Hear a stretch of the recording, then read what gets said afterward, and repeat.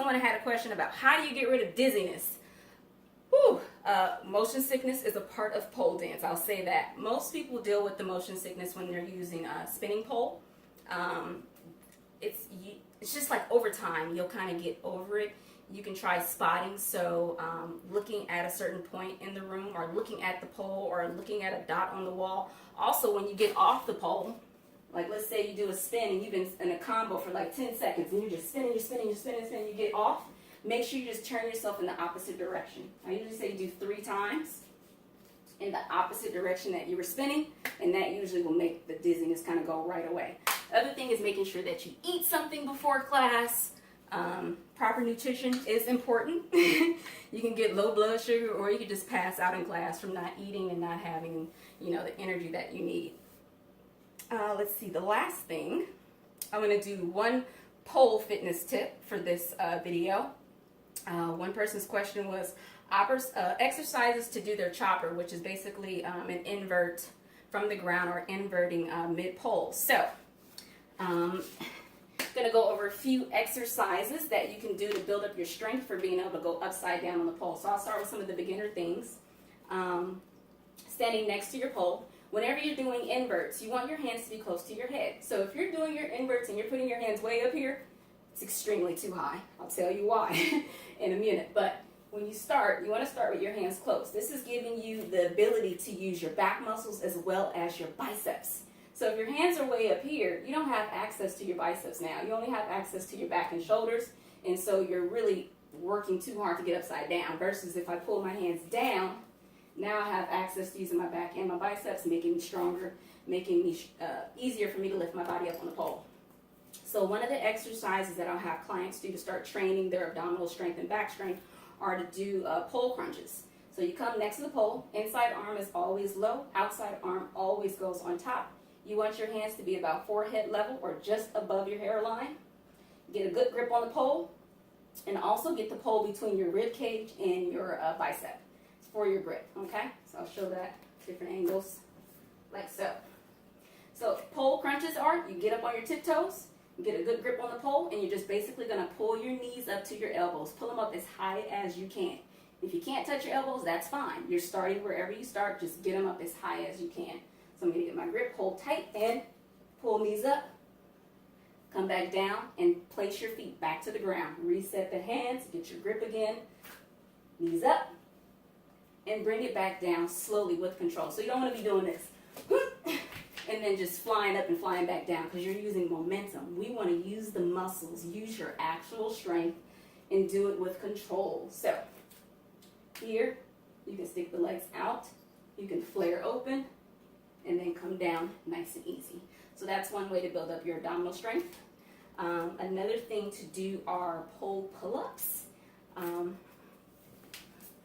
These moves that I'm showing you right now, you can actually learn in my No Basic Zone DVD series. At the beginning of each of those videos, I actually have an extensive warm-up teaching you cardio drills to do, the strength exercises, and a full stretching routine to do before and after class. So make sure you get the No Basic Zone DVD set if you want to get this warm up with some of these exercises. So the next one, which I love, are pole pull-ups. So just like guys are able to do pull-ups at the gym, we can do them on our pole, ladies.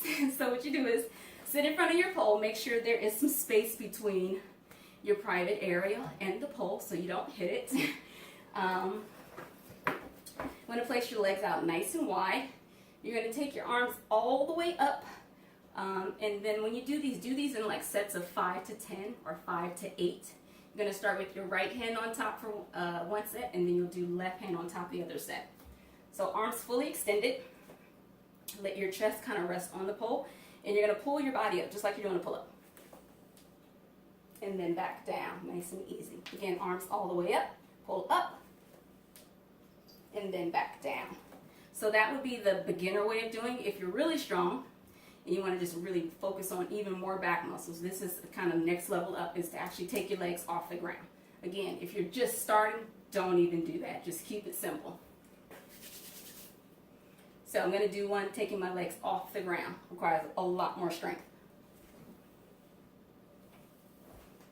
And so when you do that, you're working back. You're also working your abs and your hip flexors to hold your legs up. So those are your pole pull-ups. Now, if it's hard for you to do this with your legs extended, you can also bend the knees. And what that does is it reduces your body weight a little more. And you can pull up like so. Okay? And I'm going to turn it around so you can see the angles and the back, how you want your posture to be. You want to make sure that your back is straight and you lift your chest up when you do this move and pull your shoulder blades down.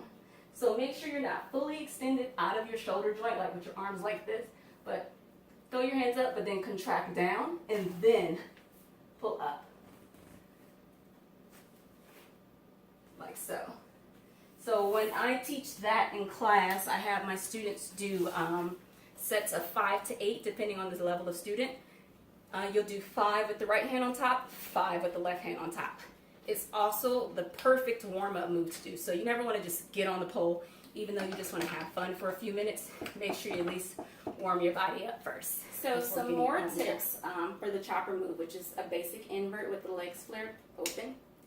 This is my trusty assistant here, my cat Spirit. He'll be helping to spot me in case of emergency.